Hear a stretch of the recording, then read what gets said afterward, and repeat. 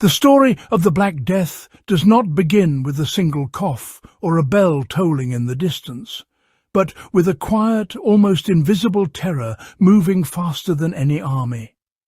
Imagine waking before dawn to the smell of damp earth and wood smoke, only to find your neighbour's door sealed, marked by fear rather than law.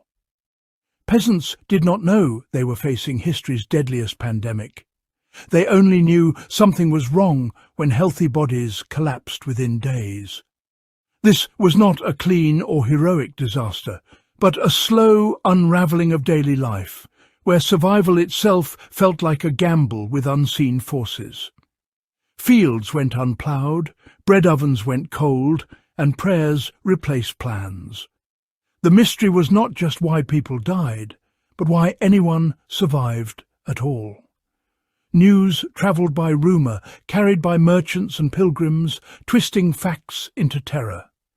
Some whispered of poison in wells, others of divine punishment, and most had no choice but to keep working anyway.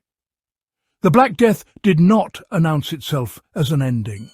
It crept in disguised as another hard season, and by the time peasants realised the rules of life had changed, it was already too late to run. Life before the plague was already fragile, balanced on harvests, weather, and the favour of landlords.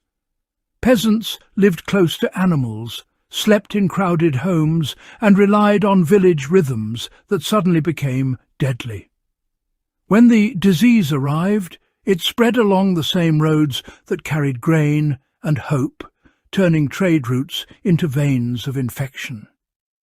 There were no doctors for the poor, only folk remedies and shared wisdom passed from elder to child. People noticed patterns before they understood causes, seeing whole households vanish while others remained untouched. Churches filled with desperate prayers, yet priests fell just as quickly, leaving spiritual gaps alongside empty homes. The loss of labour meant crops rotted in fields, creating hunger on top of sickness. Social order bent under the strain as obligations to lords became impossible to meet. For peasants, the plague was not a single event, but a grinding season of uncertainty, where every knock on the door could mean aid or the end.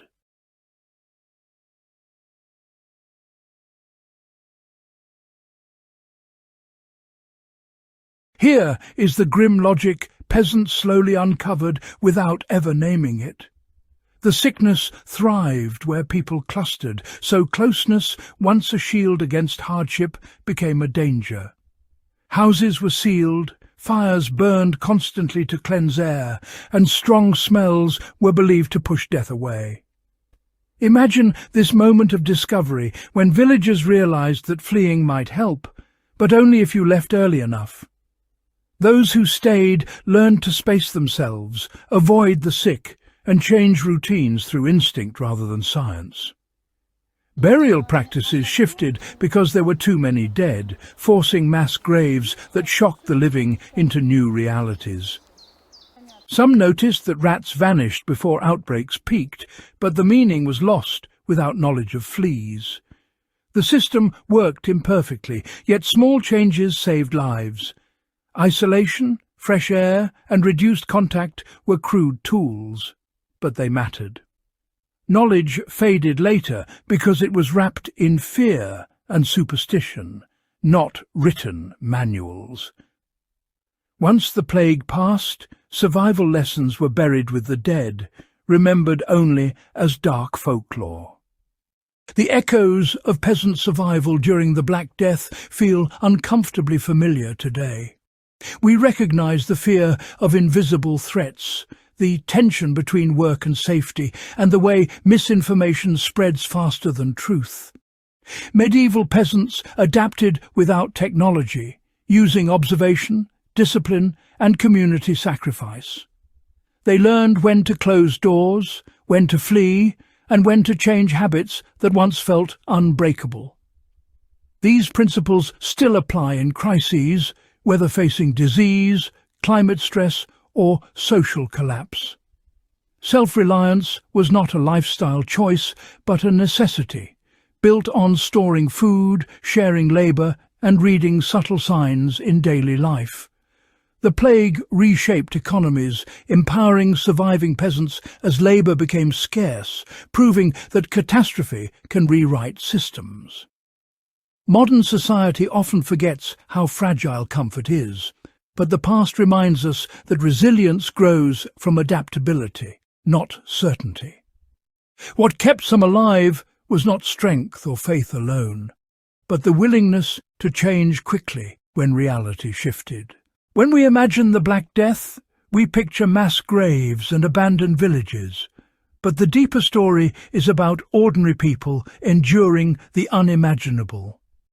Peasants survived by noticing small truths and acting on them before understanding why they worked. Their world collapsed, yet from that collapse came new social freedoms, higher wages, and a slow rebalancing of power. The plague was horrific, but it forced humanity to confront how interconnected life truly is. Remembering this matters today because danger rarely looks dramatic at first. It arrives quietly, tests routines, and punishes denial. The medieval peasant had no manuals, no data, only experience and instinct. And still, some endured. Their story is not just about death, but about adaptation under pressure. If this journey into the past changed how you see survival and resilience, consider sharing it and keep exploring the forgotten lessons history still offers.